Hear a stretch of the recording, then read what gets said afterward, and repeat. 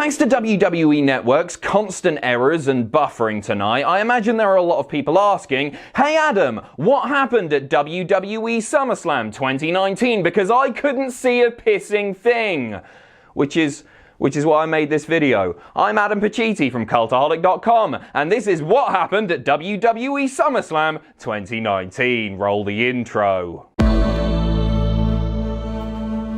Right, 2 additional pre-show matches. Thanks very much, WWE. So I'm just going to breeze through the pre-show matches because I don't want this video going like 4 hours long. The first one was announced previously. It's the Cruiserweight title match. The champion Drew Gulak taking on challenger Oney Lorcan. Gulak just goes fast straight out of the gate, taking control of Lorcan, beating him down for a bit. There's a bit of chain wrestling, and then it's time for some sweet picture-in-picture commercials. Oh yeah. God bless the crowd here. They were pretty much great all night, as is to be expected with Toronto crowds, getting into things in the early stages of this match, really trying to have a lot of fun. Lorcan laying in the chops on the outside. Gulak locks in the Gulak, but Oney Lorcan manages to get his foot on the rope. There's a great double down after both men hit a clothesline on each other at the same time, and then they get to their feet and start exchanging strikes, and then Drew just starts slapping the absolute piss out of Oney Lorcan. There's a near fall after Lorcan reverses the Gulak again, then there's lots of European uppercuts. Eventually,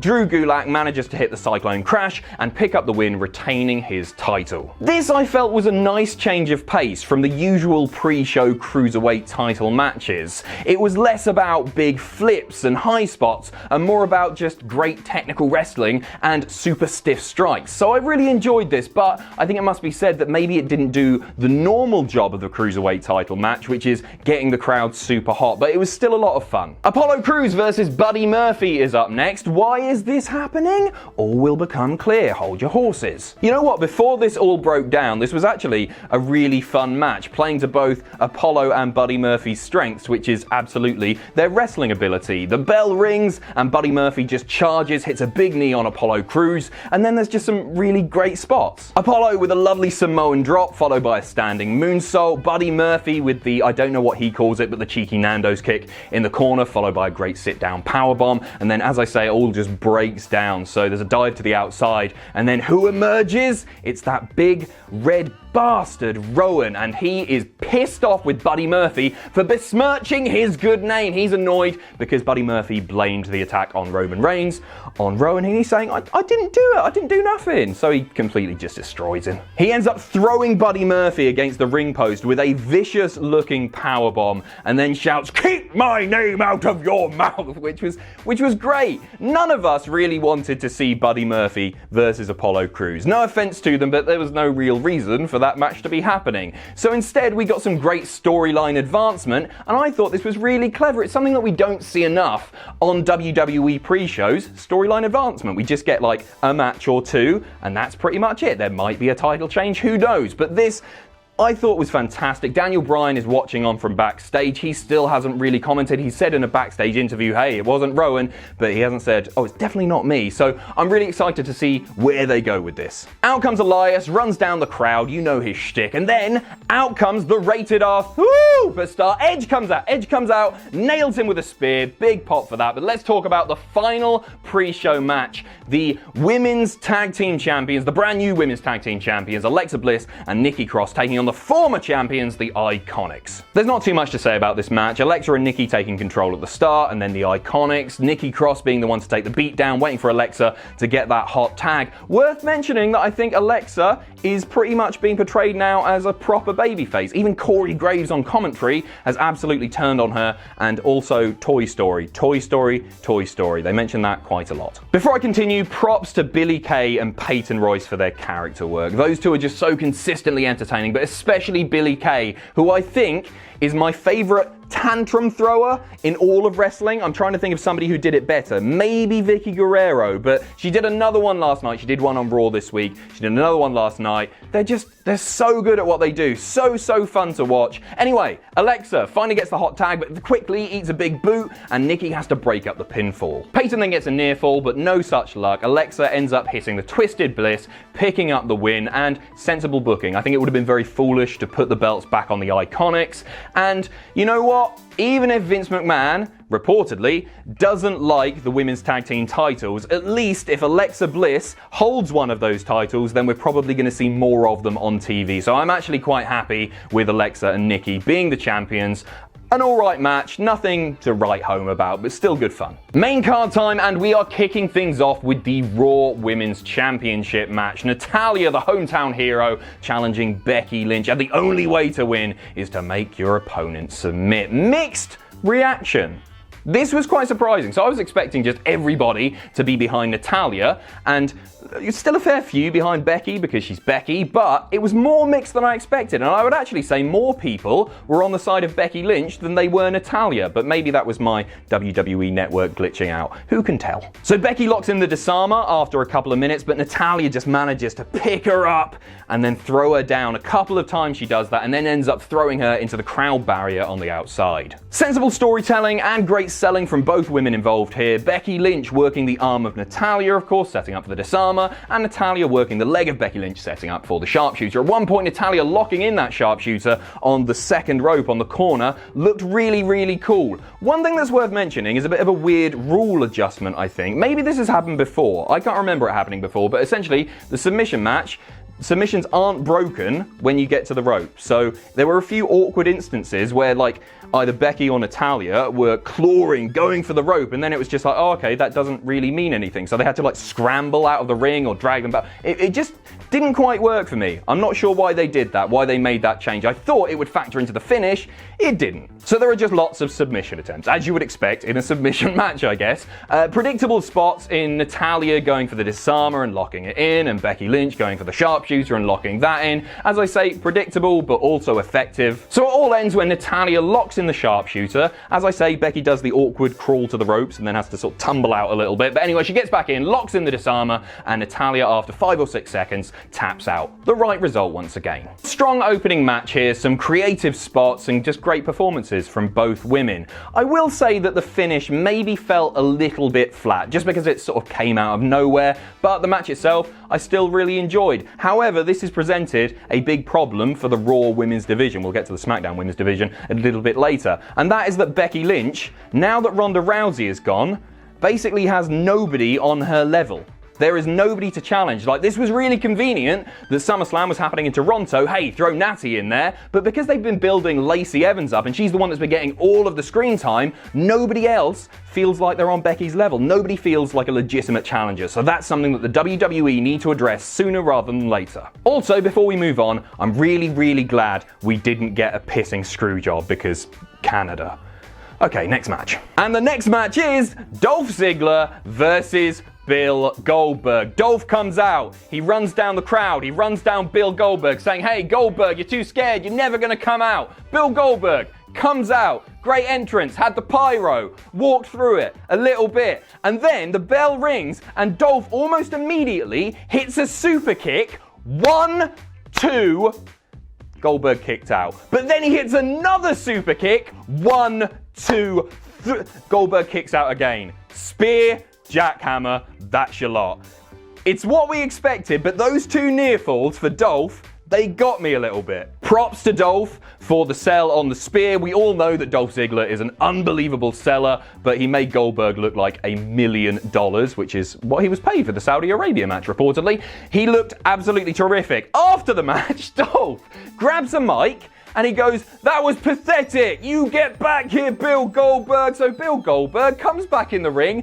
Boom! Another fantastic spear to Dolph Ziggler. And that's it. Except it's not. So Goldberg walks up the ramp. He walks up the ramp. He's gone. He's backstage at this point, banging his head against stuff. And then Dolph Ziggler grabs the mic again and he's basically like, oh, I'm not finished with you. This is rubbish. Come back here. Bill Goldberg comes back in, nails him with a 3rd spear, an absolutely brutal one. And finally, that is it. Dolph, what were you thinking? I really, really enjoyed this. This was the squash that we all saw coming, except we got a 2nd and 3rd bonus squash for our $9.99. It's the biggest party of the summer, thanks very much. I can only assume one of 3 things have happened. Either Dolph Ziggler has smiled at Vince McMahon backstage as Vince is walking to his limo. The second option is that Vince has grabbed Vince's arm in some sort of jovial manner as Vince is walking up the ramp. Or the third is that Dolph Ziggler has porked Linda McMahon.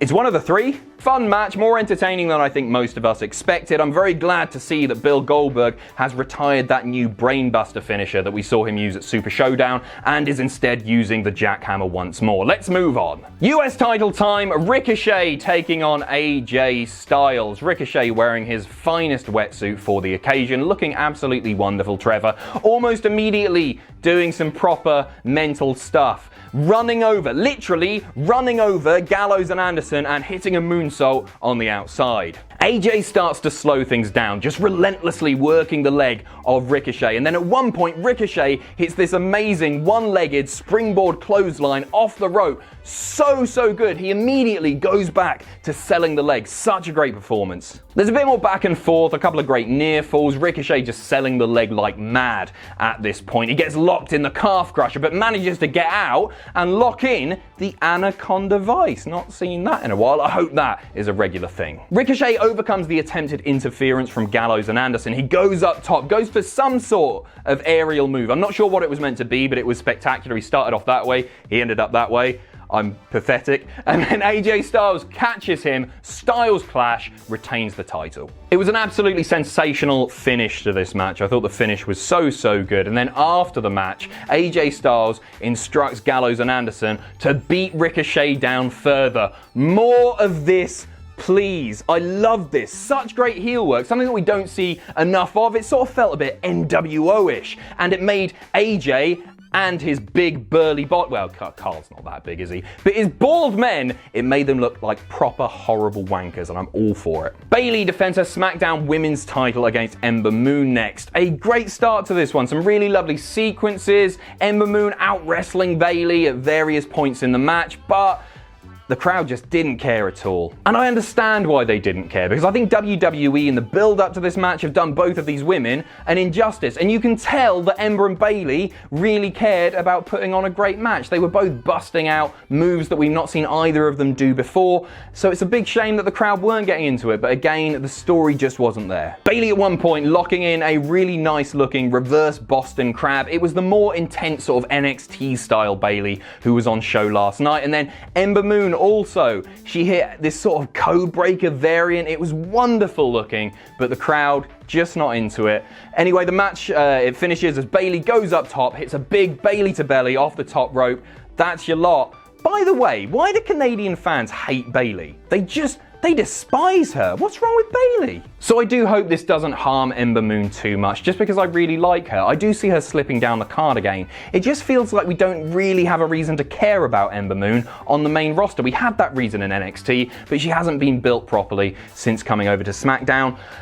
I think the same can be said for the SmackDown Women's title picture that was said earlier for the Raw Women's title picture, and that's without Ronda Rousey, Sasha Banks, that it doesn't really feel like anyone is on Bayley's level. Obviously, you've got Charlotte, but she's in the world title picture. She's been in the title picture so many times.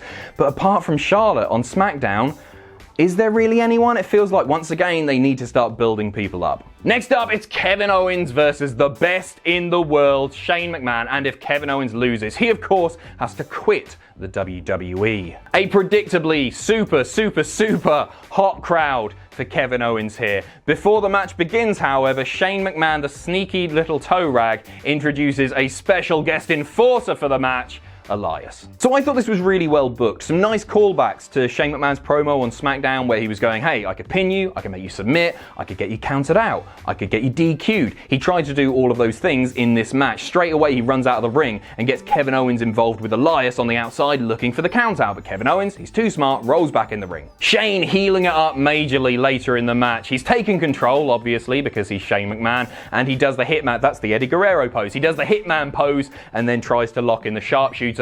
Kevin Owens manages to get out, pop-up powerbomb, looks like he has the match won, but Elias distracting the referee and then sliding in a chair, trying to get Kevin Owens to use that chair to get him DQ'd, so he has to leave the WWE, but Kevin Owens won't do it. He's too smart, or too Canadian and therefore really, really friendly, doesn't want to bash Shane in with the chair. He definitely does want to do it, but he didn't do it, smart guy. Later on, it looks like Kevin Owens has the match won. He's hit a big frog splash, but Elias then just pulls the referee out of the ring, so Kevin Owens takes them both out, accidental ref bump, with a cannonball on the outside, and then, hey, seizes his opportunity, grabs a chair, and lays into Elias with it. Kevin Owens gets back in the ring. It looks like he's about to use the steel chair on Shane McMahon, but the ref is back up. The ref gets the chair, gets it out of the ring, but while the referee is getting it out of the ring, Kevin Owens, once again, seizes his opportunity and hoofs Shane McMahon right in his sweaty little gonads. This was fantastic. Boom, stunner,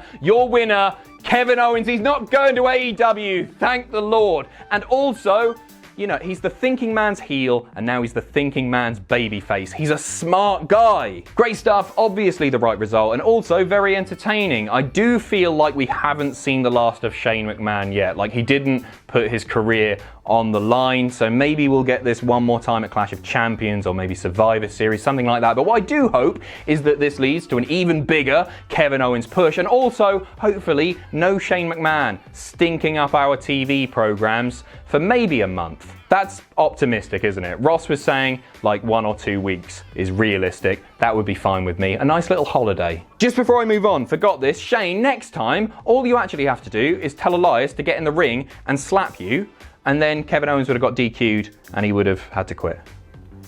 Idiot. Charlotte Flair versus Trish Stratus is up next, and this is a match that I was looking forward to for sure, but it's not one of the matches that I was most looking forward to. However, it was so much fun. Trish Stratus can still go, that's for sure. However, props to Charlotte Flair for making her look absolutely sensational. She played her role to perfection here. There is nobody on the women's roster that could have done the job that Charlotte did. I know people love to hate her because she's booked super, super strong. Maybe she shouldn't have even been having this match to begin with. However, it was really good. The two end up on the outside of the ring, Charlotte Flair throwing Trish Stratus hard into the crowd barrier. Trish was bumping like a maniac last night. Charlotte gets her back in the ring, trash talking, really earning her heat. And every time that Trish would try and make a comeback, Charlotte would just cut her off at the pass, really making it so people were so behind Trish Stratus as if they weren't already. So one example of this, Trish looks like she's going to make that comeback. She starts getting in some offense, but Charlotte Flair just nails her with a big boot. Trish goes tumbling hard once again to the outside, and then Charlotte wastes no time in going out there, grabbing her by the hair. It's proper Healy stuff, and then just dragging her back in the ring. Charlotte is laying in these vicious, horrible looking kicks to Trish Stratus, who is on the mat, and then she sets her up for the moonsault, but Trish rolls out of the way and then starts laying in the chops, woo, on Charlotte Flair, and then nails a big Charlotte assisted Hurricane Rana from the top rope. It was probably Trish's best move of the match, and it looks so good to see her hit something so magnificent looking. Trish goes for the chick kick but misses it, and then Charlotte Flair starts working the legs, setting up for the figure eight. However, Trish Stratus manages to lock in the figure eight on Charlotte Flair. This was the night of stolen submission moves. Charlotte manages to get out. Cut a long story short, Charlotte manages to lock in the figure eight and Trish taps out. But it took her a little while to tap out. It was quite nice that it wasn't just a bang, bang, bang, bang, bang. Like, they gave her 6-7 seconds and then she tapped out. All good stuff and a great showing for Trish Stratus here. Sure, Charlotte didn't need the rub of beating Trish Stratus. Charlotte has accomplished pretty much everything there is to do in the WWE. However, if this match was going to happen, then this was the right result. Trish going out on her back. Obviously, she respects Charlotte Flair a lot. And also, after the match, when Trish was thanking the crowd, when she was getting up on the turnbuckles, pointing out, it felt genuinely special. I sort of wish Charlotte Flair had run out and attacked Trish Stratus just to get mega heat at that point, but this was nice too. It's the biggest party of the summer. You can't do... Charlotte's not that much of a party pooper, is she? Next up, the WWE title is on the line. The champion Kofi Kingston taking on the challenger Randy Orton, but Randy Orton has backup in the form of huge 3D CGI snakes. Those were cool. I feel like I should deliver this at half speed because this was just so slow. It picked up a little bit when Orton was on the outside. He slammed Kofi onto the table, but then it just goes back to rest holds and bollocks. So yeah, I don't really want to talk about this match too much because I enjoyed SummerSlam so much, and this was just a bit of a stinker. It was everything that you expect from a Randy Orton match in 2019. It was just Randy picking apart Kofi Kingston, but not in an especially entertaining way. And I get that that's his thing, but it wasn't fun to watch, and the match never really properly picked up. Well, it did a little bit. Randy Orton, like Kofi went up top, Orton hit a cool looking RKO out of nowhere, but then Randy Orton's just on the mat, just going, yeah, I bloody did it, I did it, not going for the pinfall at all. And then when he does roll over, Kofi's already rolled out of the ring, and so didn't get it. I should point out there was some stuff that happened before this. There were a few good near falls and all that stuff, but this is all about the ending really, and what an ending it was. So Kofi is on the outside of the ring after rolling out following the RKO, and then Randy Orton comes out and it looks like he's about to like brutalize Kofi Kingston in front of his family, like Kofi's family, his young son, and they're all there watching on, and then Randy Orton's picking Kofi up and it looks like he's going to be absolutely horrible, but the camera didn't really pick that much of it up, and then all of a sudden, this is the real out of nowhere, ding ding ding, it's a double count out.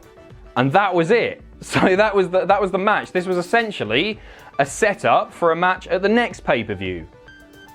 It was really underwhelming. This is meant to be WWE's second biggest pay-per-view of the year, and they do this. They try to sort of bring something back to it. Afterwards, Kofi Kingston grabs a kendo stick, and for doing that to his family, or almost doing something, I don't know, he starts laying in all the kendo shots, and it was really intense and it was really cool, but goodness me, the fans were pissed off. They were chanting BS, and this has taken a lot of the wind out of Kofi's sails, which I think is a great shame, and I really sort of put that down to Randy Orton. We all know that, well, we think he can be quite lazy, I guess, and it felt like one of those times. If he doesn't care that much, then he won't do much for you, and it felt like that sort of thing. Sure, we're going to get the payoff next month, and Kofi, I guess, I don't think he will beat him, actually. I think this is just a stream of consciousness at this point. It wasn't good. It wasn't a good match.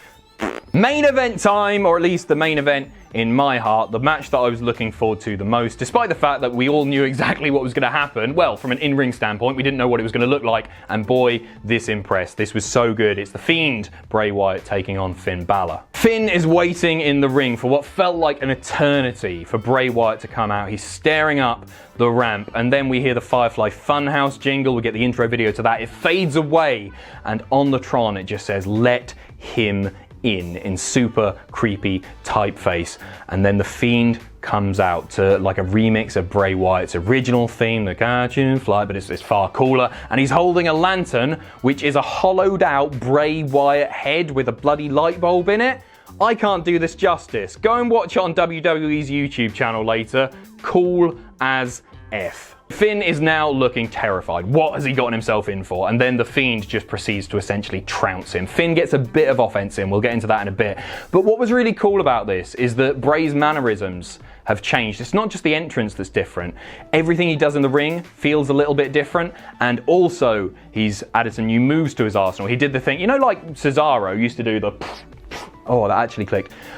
He does that, but to his opponent. Like Finn was there and he just goes... Really cool looking stuff. The Fiend is just demolishing Finn, and then he starts looking at his hands, like he's struggling with his mind, playing on the split personality thing, obviously, and Finn Balor then manages to hit a few moves. He even manages to set up for the coup de grace, however, he gets caught, mandible claw, and pinned to the mat. Finn didn't submit, he didn't tap out, instead it looked like he passed out, his shoulders were on the mat, 1, 2, 3, the Fiend wins. We all expected that, however, we didn't expect it to be this cool. This exceeded our expectations. It was everything we wanted and more. So this might feel to some like a bit of a throwaway match because it was just a glorified squash match. However, I do think it introduced something really cool that we'll see play out in matches down the line, and that's that Bray Wyatt struggling with his own mind. And I think they can do some really inventive stuff with that. To be honest, all I want now is to see the Fiend's entrance live. I've been there for Bray Wyatt's entrance live. It's cool as hell, and now I want to see that. Really, really great job. The WWE production guys and everybody involved in sort of the stage management and everything. It's just so good. Actual main event time. Seth Rollins challenging Brock Lesnar for the Universal title, and boy howdy, do Toronto hate Seth Rollins. Listen to those boos. Seth is selling the ribs like mad. It makes a change from the knee at least. And Brock Lesnar taking full advantage of this, just throwing him around, manhandling Seth Rollins. Lots and lots of cool moments in this match. I'm going to talk about a few of my favorites, but there's a lot to get through. At one point, Brock Lesnar catches Seth Rollins, goes for a German suplex, but Seth just flips, lands on his feet, and then nails Brock Lesnar with a stomp for a great near fall. He does it again with a super kick, another great near fall. And then Brock Lesnar picks up Seth Rollins like a suitcase, like that, by his rib tape, and then holds him and just swings him around and around and around. Great stuff. And then it just sort of turns into your regular Brock Lesnar sort of match, just Germans and throws and all that sort of stuff. Just Brock manhandling Seth so Seth can make that eventual comeback. There was one point in this match that I noticed that the crowd were getting really behind Seth Rollins. They were not into him at the start, but he eventually got locked in a bear hug. He'd been beaten down so much, but also little flurries of offense, like he sent Brock Lesnar into the ring post at one point, keeps trying to come back, and then he gets locked in this bear hug and he's being thrown around, and you hear the crowd really start to turn, really start to get behind Seth. Seth ends up getting Brock Lesnar on the announce table and nailing a hell of a frog splash onto Brock Lesnar. The height that he got was unreal. He gets him back in the ring, nails another stomp for another great near fall, and now the crowd they really want Rollins to win this one. So Rollins goes for another stomp on Brock Lesnar, and you see Brock adjust his body in the way that you know Seth is getting caught, put up, F5. Hey, surely that's it. But Seth manages to wriggle out of the F5, nails the stomp on Brock Lesnar, and wins. First of all, props to Brock Lesnar, because he sold like a madman, making Seth look absolutely terrific here. However, also huge props to Seth Rollins. Before the match started, like 80% of the crowd were booing him. And by the end, 99% of the crowd were so into him, so desperate for him to win, and that's a sign of an amazing pro wrestler. And that is how you get Seth over. Less talking, less social media, more wrestling, and definitely less matches with Baron Corbin. So yeah, there was actually very little wrong with this pay-per-view. Kofi versus Orton was a bit crap. Ember versus Bayley, the crowd was super flat for, but I don't really think that's their fault. Everything else, for me, hit the mark. I really enjoyed this. Another largely feel-good pay-per-view, the biggest party of the summer. I was surprised to not see more Roman Reigns storyline progression, but I guess that'll keep us tuning into the weekly shows. And yeah, I'm going to go and edit this video and then go to bed. This is actually the second time that I've recorded this video because the file's corrupted and I've had to reshoot the entire thing again. It's like 6 in the morning right now, and I can't complain too much. I get paid to watch wrestling for a living. And also, before I go, sorry Seth, that was really good.